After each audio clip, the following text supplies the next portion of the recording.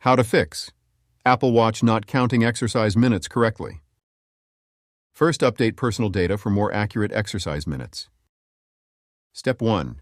Open the Watch app on your iPhone. Step 2. Scroll down and select Health. Step 3. Tap on Health Details.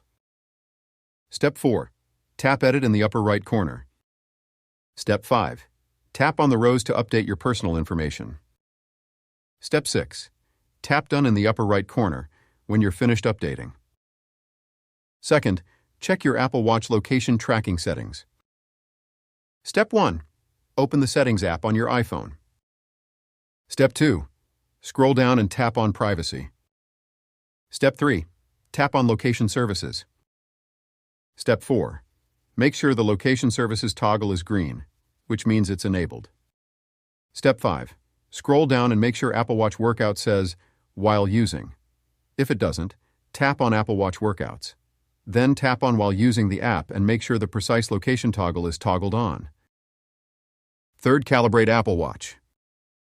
Step 1. Go to a flat, open outdoor area. Try to choose a clear day and a location with good GPS reception. Open the Workout app on your Apple Watch. Step 2. Select either outdoor walk or outdoor run.